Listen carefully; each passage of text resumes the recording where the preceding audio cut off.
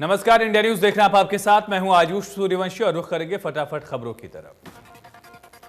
हरियाणा विधानसभा के बजट सत्र का आज से आगाज होगा। दोपहर 2 बजे राज्यपाल के अभिभाषण के साथ ही सत्र शुरू होगा। अभिभाषण के जरिए राज्यपाल सत्यदेव नारायण आर्य सरकार का रोड मैप पेश करेंगे। बजट सत्र हंगामेदार रहने के आसार। कांग्रेस विधायक दल नए कृषि कानूनों के विरोध में हाईकोर्ट चौक से विधानसभा तक पैदल मार्च करेगा। सत्र के पहले दिन सरकार के खिलाफ कांग्रेस के अविश्वास प्रस्ताव से माहौल गरमाने की पूरी संभावना। कार्यवाही शुरू होते ही कांग्रेस के सभी विधायक एक साथ खड़े होकर यह प्रस्ताव रखेंगे। बजट सत्र की अवधि कार्य सलाहकार समिति तय करेगी। समिति की बैठक विधानसभा अध्यक्ष ज्ञानचंद गुप्ता की अध्यक्षता में होगी। इसमें मुख्यमंत्री, उप मुख्यमंत्री, संसदीय कार्य मंत्री, डिप्टी स्पीकर और नेता प्रतिपक्ष मौजूद रहेंगे। बजट सत्र से पहले कांग्रेस ने रणनीति बनाई। बैठक के बाद नेता प्रतिपक्ष भूपेंद्र सिंह हुड्डा ने कहा कि सदन में किसानों की आवाज उठाएंगे। साथ ही कहा, प्रदेश में विकास के काम ठप पड़े हैं। 75% आरक्षण युवाओं के साथ धोखा है। हुड्डा ने 75% आरक्षण को प्रदेश के युवाओं के लिए सबसे बड़ा जुमला बताया। कहा, बिजली कंपनी में कितने लोग हरियाणा के लगे हैं, कर्ज पर सरकार सच नहीं बोल रही।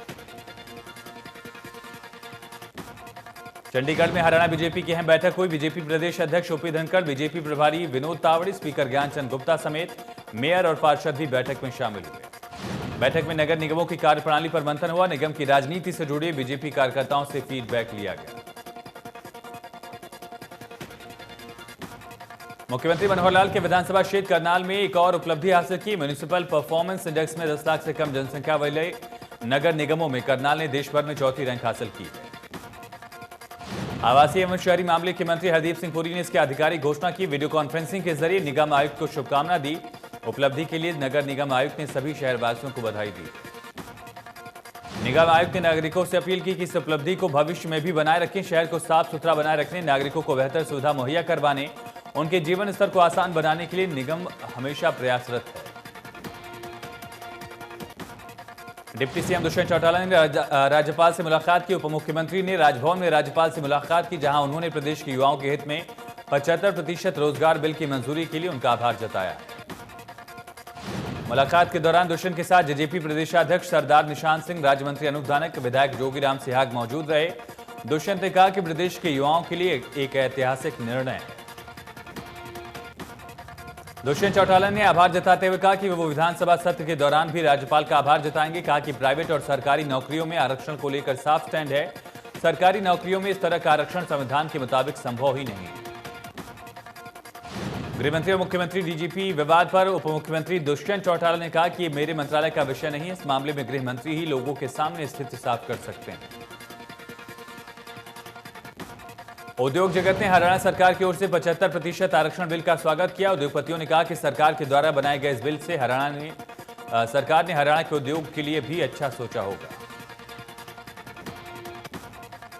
सरकार की ओर से हरियाणा के युवाओं को 75% रोजगार देने को लेकर ग्रामीणों में भी काफी उत्साह। इसके चलते गांव जकोपुर में ग्रामीणों ने जेजेपी के जिला अध्यक्ष तेजपाल डागर का जोरदार स्वागत कर धन्यवाद किया। सोनीपत के सिंघू बॉर्डर पर पुलिस के साथ मारपीट मामले में जेल में बंद शिव कुमार को बेल मिलने के बाद वो जेल से बाहर आए। शिव कुमार ने कहा कि जेल में उनके साथ मारपीट नहीं की गई, लेकिन कुंडली थाना पुलिस पर उन्होंने मारपीट के आरोप लगाए। वहीं शिव कुमार ने कहा कि बगैर चश्मे में नहीं रह सकता, लेकिन फिर भी 1 महीने तक चश्मा नहीं दिया गया। कहा कि पूरे मामले की जानकारी प्रेस कॉन्फ्रेंस करके देंगे। 8 मार्च को अंतर्राष्ट्रीय महिला दिवस से पहले एक सप्ताह तक महिला सशक्तिकरण पर हरियाणा सरकार की तरफ से कई आयोजन कराए जा रहे हैं, जिसके तहत सेक्टर 12 खेल परिसर में आंगनबाड़ी कार्यकर्ताओं की खेलकूद प्रतियोगिता कराई गई। विधायक सीमा त्रिखा ने कहा कि हमारा जिला देश के उन 20 जिलों में शामिल है जहां लॉकडाउन के दौरान लोगों की सबसे ज्यादा मदद की गई।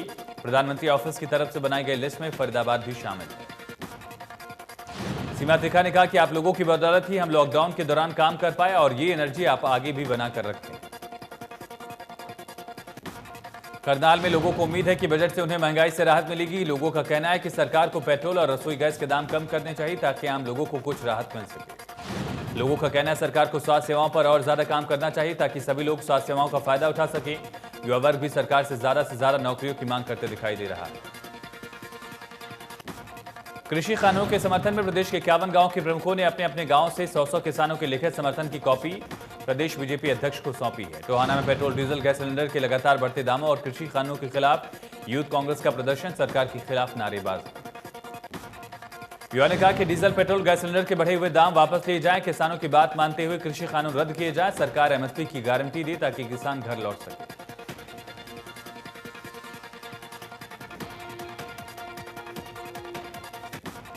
टीकरी बॉर्डर में कुछ दिनों से किसानों की भीड़ कम हुई थी, लेकिन अब एक बार फिर किसानों की भीड़ जुटनी शुरू हुई। आए दिन किसानों की तादाद बढ़ रही है। किसान नेताओं ने यहां पर किसानों के बैठने के लिए गद्दों का इंतजाम करना शुरू कर दिया। कृषि कानून के समर्थन में पत्र देने पंचकुला पहुंचे किसानों ने कहा कि हम सरकार के साथ हैं, ये कृषि कानून किसानों के हित में है। केंद्रीय राज्य मंत्री कृष्णपाल गुर्जर ने सेक्टर 30 के स्वास्थ्य केंद्र पर जाकर वैक्सीन लगवाई। उन्होंने कहा कि प्रधानमंत्री, राष्ट्रपति समेत तमाम लोग इस वैक्सीन का टीका लगवा रहे हैं, ऐसे में किसी को डरने की जरूरत नहीं। अंबाला मेयर शक्ति रानी शर्मा ने कोरोना की वैक्सीन लगवाई। मेयर ने कहा वैक्सीन का कोई साइड इफेक्ट नहीं है। शक्ति रानी शर्मा ने लोगों से वैक्सीन लगवाने की अपील की। हरियाणा डेमोक्रेटिक फ्रंट के नेता बिट्टू चावला की तबीयत बिगड़ गई। खबर मिलने के बाद बिट्टू चावला से मिलने पूर्व केंद्रीय मंत्री विनोद शर्मा अस्पताल पहुंचे, जहां उन्होंने बिट्टू चावला की पत्नी अमीषा चावला से मिलकर बिट्टू चावला का हालचाल जाना है।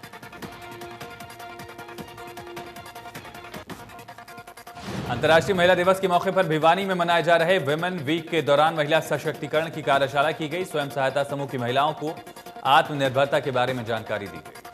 नूह में समाजसेवी मोहम्मदी मेवाती ने कार्यक्रम में शिरकत की और कहा कि स्वयं सहायता समूह ने महिलाओं को एक नई दिशा दी है। महिलाएं अपना रोजगार चलाकर सशक्त बन रही हैं। बेहतर लिंगानुपात में साल 2020-21 के लिए करनाल के गांव बाहरी को बेस्ट विलेज अवार्ड के लिए चुना गया। गांव में 1000 लड़कों के पीछे 1305 लड़कियों का जन्म हुआ, जो जिले में सर्वाधिक है। बेटी बचाओ बेटी पढ़ाओ कार्यक्रम के तहत लड़कियों का लिंगानुपात सर्वाधिक होने के लिए गांव की 10वीं परीक्षा में सबसे ज्यादा अंक लाने वाली 3 बेटियों को डीसी ने सम्मानित किया। चरखी दादी के वाल्मीकि नगर में अंबेडकर द्वार की नींव रखी गई। इस द्वार की लोग पिछले 30 साल से मांग कर रहे थे। नगर परिषद द्वारा निर्माण करवाया जा रहा है। नगर परिषद चेयरमैन ने बताया कि बाबा भीमराव अंबेडकर भवन बनाया जाएगा। सरकार की ओर से जब भी ग्रांट आएगी, इस भवन का निर्माण कार्य शुरू हो जाएगा। रादौर में बढ़ रहे नशे को लेकर सामाजिक संस्था वेलफेयर एसोसिएशन ने जागरूकता रैली निकाली। एसडीएम और डीएसपी ने हरी झंडी दिखाकर रवाना किया। रैली से पहले हुए कार्यक्रम में बच्चों और लोगों को नशे से होने वाले नुकसान के बारे में बताया गया। एसडीएम ने कहा कि नशे से जुड़े जो भी लोग हैं, उन्हें किसी भी सूरत में बख्शा नहीं जाएगा। युवाओं को स्वरोजगार को लेकर कृषि विज्ञान केंद्र मणकौला में 5 दिवसीय केचुआ पालन प्रशिक्षण शिविर का आयोजन किया गया। शिविर में 30 अनुसूचित जाति के 30 युवक प्रतिभागी भाग ले रहे हैं। बच्चियों के प्रति बढ़ते यौन शोषण मामलों पर अंकुश लगाने को लेकर 25 फरवरी से पंचकुला में हिफाजत अभियान की वीडियो वैन को डीजीपी ने रवाना किया। इसी कड़ी में हरियाणा राज्य बाल अधिकार संरक्षण आयोग की चेयरपर्सन ज्योति बेंदे और रेवाड़ी पुलिस की मौजूदगी में हिफाजत कार्यक्रम के अंतर्गत नुक्कड़ नाटक के जरिए लोगों को जागरूक किया गया। यमुनानगर के समाज कल्याण विभाग कार्यालय में हजारों बुजुर्ग अपनी पेंशन को लेकर मेडिकल करवाने पहुंचे। इतनी भीड़ को देखते हुए सुरक्षा के लिए विभाग के अधिकारियों को पुलिस को बुलाना पड़ा। विभाग की कुछ दिन पहले ही अपने नोटिस बोर्ड पर संदेश लिखा था, जो भी वृद्ध नई पेंशन लगवाना चाहता है वो महीने के पहले बृहस्पतिवार को कार्यालय आकर मेडिकल कराए। अलग अलग गांव से हजारों वृद्ध विभाग के कार्यालय पहुंचे। फरीदाबाद नगर निगम में 50 करोड़ का घोटाला विजिलेंस के पास पहुंचा। मामले की जांच शुरू। घोटाला उजागर होने के बाद कई ठेकेदार अधिकारियों की लपेटे में आने की आशंका। पिछले 8 महीने से वेतन न मिलने से गुस्साई आंगनबाड़ी हेल्पर वर्कर यूनियन कार्यकर्ताओं ने बीडीपीओ कार्यालय के सामने धरना दिया, नारेबाजी की। कार्यकर्ताओं का कहना है कि इससे पहले भी अधिकारियों को बताया जा चुका है, फिर भी न तो वेतन आया, न ही सेंटर्स का किराया आ रहा है। जल्द समस्या दूर नहीं हुई तो धरना देंगे। जिला भर से आई आशा वर्कर कैथल के जवाहर पार्क में इकट्ठा होकर धरना प्रदर्शन किया। बोली कि बिना ट्रेनिंग, बिना एंड्रॉयड फोन के ऑनलाइन काम करवाया जा रहा है, जिसकी वजह से कई महीनों का वेतन बकाया है। पानीपत के सिविल अस्पताल में आशा वर्करों ने अपनी मांगों को लेकर विरोध प्रदर्शन किया। उन्होंने सीएमओ को ज्ञापन भी सौंपा। आरोप है कि एक आशा वर्कर की कोरोना वैक्सीन लगने के बाद मौत हो गई थी। मामले में सहायता राशि नहीं दी गई।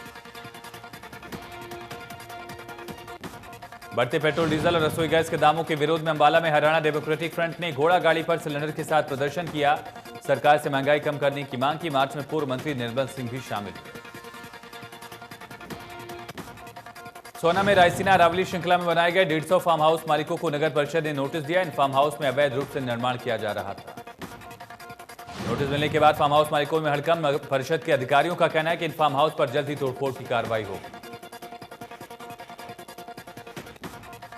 गोला चीका में इंडिया न्यूज हरियाणा की खबर का असर दिखा। जिला मौलिक शिक्षा अधिकारी ने बिजली बिल भरने के लिए बजट जारी किया। बिजली बिल न भरने के कारण सरकारी स्कूल के मीटर का कनेक्शन काटा गया। पिछले 3 दिन से बच्चे पीने के पानी, शौचालय, अंधेरे में पढ़ने को मजबूर।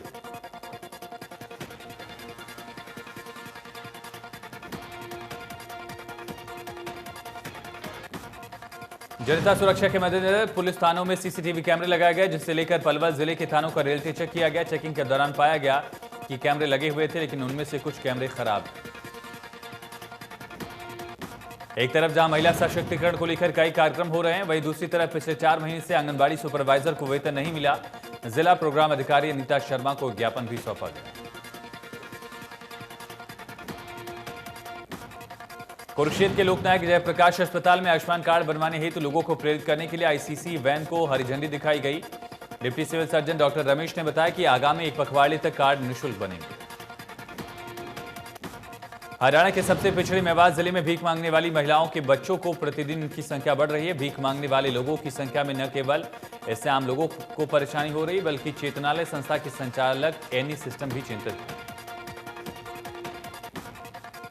अंबाला सेंट्रल जेल की 4 दीवारी में अब फिल्मी तराने गूंजेंगे, क्योंकि अब अंबाला की सेंट्रल जेल ने अपना रेडियो स्टेशन शुरू किया, जिसमें जेल के बंदी ही रेडियो जॉकी होंगे और जेल के बंदियों की फरमाइश पर ही यहां रेडियो में गीत बजाए जाएंगे। नगर पालिका जाखल के अधीन आने वाली प्रॉपर्टी के सर्वे में काफी प्रॉपर्टी में खामी मिली, जिसके बाद प्रॉपर्टी मालिक खामियां ठीक कराने के लिए विभाग के चक्कर लगा रहे हैं। नगर पालिका की ओर से इन गलतियों को ठीक करने के लिए 4 मार्च का समय दिया गया, जिसके चलते लोग नगर पालिका के चक्कर लगाने को मजबूर हैं। बल्लभगढ़ के गांव फिरोजपुर कला के लोगों के लिए गुरुग्राम के नाम पर बन रहा पुल लोगों के लिए जी का जंजाल बना। पहले इसी पुल से लोग अपने खेतों में काम करने के लिए जाते थे, लेकिन अब वो पुल जर्जर हालत में। नया पुल 4 फुट का ही बनेगा, जिससे लोगों को अपनी खेती करने में और पशुओं को रखने में परेशानी हो रही। इतना ही नहीं, शमशान घाट भी नहर की दूसरी तरफ है, लेकिन 4 फुट का रास्ता छोड़ने से उनका कोई भी काम नहीं हो पाएगा। बल्लभगढ़ सब्जी मंडी की 2 अलग अलग मेडिकल स्टोर से बाल मजदूरी करते 2 बच्चों को रिहा कराया गया। कार्यवाही करने वाले चाइल्ड हेल्पलाइन टीमों की माने तो उनको जानकारी मिली थी, जिसके बाद स्टेट क्राइम की टीम के साथ स्थानीय पुलिस को लेकर रेस्क्यू किया गया। रेवाड़ी बस स्टैंड चौकी के पास एक महिला ने हंगामा शुरू किया। आरोप लगाया कि उसके पास बैठे शख्स ने छेड़खानी की थी। महिला का आरोप है कि शख्स को पुलिस के हवाले करने के बाद भी पुलिस ने शिकायत दर्ज नहीं की। जींद में एक शख्स ने विदेशी महिला ने सोशल मीडिया पर दोस्ती की और फिर उससे 35 लाख रुपए ठग लिए। पीड़ित की शिकायत के आधार पर मामला दर्ज कर पुलिस जांच कर रही है। बल्लभगढ़ के सेक्टर 24 के कंपनी में अचानक आग लगी। गनीमत रही कि वक्त रहते कर्मचारियों ने आग पर काबू पाया, जिससे लाखों का सामान जलने से बच गया। सिरसा पुलिस ने पिछले काफी समय से नशा तस्करों के खिलाफ शिकंजा कसा है, जिसके तहत पिछले 5 महीनों में नशा तस्करों की संख्या पहले की बजाय कम हुई है। नशा तस्करों पर काबू पाने के लिए 3 सीआईए टीम और एक स्पेशल एंटी नार्कोटिक सेल बनाया गया। सोनीपत के गांव नांगल कला में जिम के अंदर 3 युवकों को गोली मारने के मामले में पुलिस ने जिम संचालक को गिरफ्तार किया। आरोपी गुरदत्त को अदालत में पेश किया जाएगा। मामले में पुलिस की भी बड़ी लापरवाही। जिम संचालक गुरदत्त ने पहले ही 3 आरोपियों पर मामला दर्ज कराया था, लेकिन पुलिस ने उन्हें गिरफ्तार नहीं किया। इसके बाद आरोपी गुरदत्त के जिम में पहुंचे और उसने तीनों पर गोलियां बरसा दी।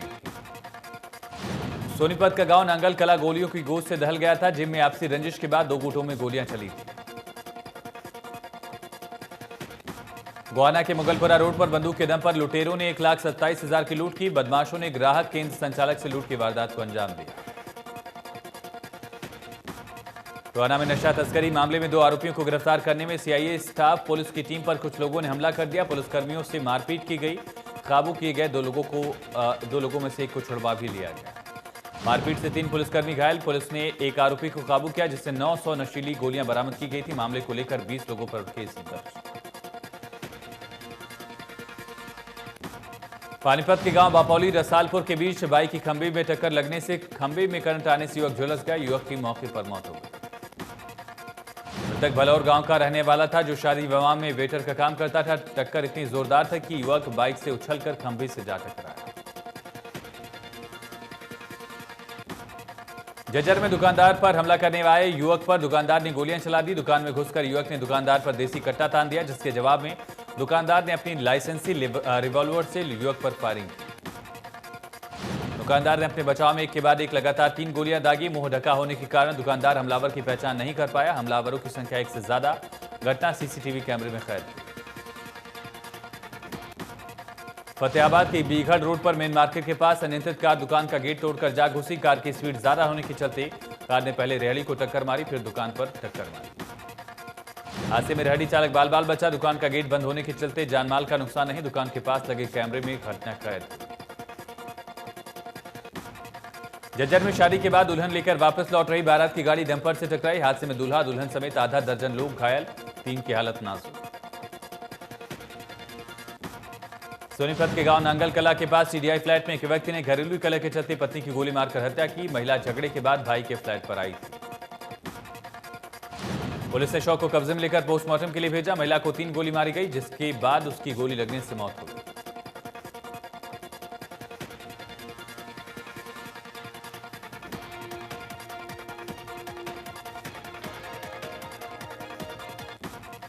सोनीपत का गांव भोड़ में बलंबा निवासी प्यारेलाल उसके पोते की किसी बदमाशों से लड़ाई हो गई, जिसके बाद बदमाशों ने इन दोनों की बुरी तरह पिटाई की। प्यारेलाल की पोते की मौत हो गई।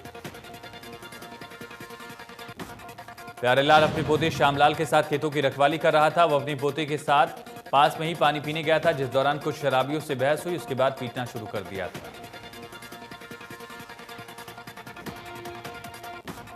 करनाल में कोरोना का कहर। अब कोरोना के 64 नए मामले। कोरोना के एक्टिव केस की संख्या 295। स्वास्थ्य विभाग ने बाकी कर्मचारियों और बच्चों के सैंपल लेने शुरू कर दिए हैं। कोरोना के केस बढ़ रहे हैं, जिसके चलते सिरसा पुलिस अधीक्षक भूपिंदर सिंह के आह्वान पर पुलिस प्रशासन द्वारा मास्क बांटे गए। सिरसा के बस स्टैंड के सामने पुलिस ने हर आने जाने वाले बच्चों से लेकर बुजुर्गों को मास्क बांटा। चरखीदारी में मास्क को लेकर सरकार पुलिस के माध्यम से आम नागरिकों के चालान कटवा रही, लेकिन सरकारी कार्यालय में काम करने वाले कर्मचारी बिना मास्क के ही दफ्तर पहुंच रहे हैं। सिरसा के नागरिक अस्पताल में 60 साल से ज्यादा उम्र के बुजुर्गों को कोरोना वैक्सीन का टीकाकरण करवाया जा रहा है। इसके अलावा 45 साल के अधिक साल के लोग जिनको गंभीर बीमारी है, उनका भी टीकाकरण किया गया है। टीएमसी ने उम्मीदवारों के नाम तय किए। मुख्यमंत्री ममता बनर्जी आज प्रदेश की सभी 294 सीटों के लिए अपने पत्ते खोलेंगी, यानी कि उम्मीदवारों के नाम का ऐलान होगा। टीएमसी नेताओं का दावा है कि सभी उम्मीदवारों के नाम तय, सिर्फ औपचारिक ऐलान बाकी। मुख्यमंत्री ममता बनर्जी इस बार भी सभी सीटों के लिए उम्मीदवारों के नाम का ऐलान एक ही दिन करेंगे। बीजेपी भी उम्मीदवारों की लिस्ट जल्द जारी कर सकती है। असम, पश्चिम बंगाल समेत 5 राज्यों के विधानसभा चुनाव के लिए उम्मीदवारों के नाम तय करने के लिए पार्टी मुख्यालय में बीजेपी केंद्रीय चुनाव समिति की बैठक हुई। रेलवे ने 3 गुना बढ़ाया प्लेटफॉर्म टिकट का दाम। आधी रात से फैसला लागू किया गया। प्लेटफॉर्म पर भीड़ कम करने के मकसद से उठाया गया कदम।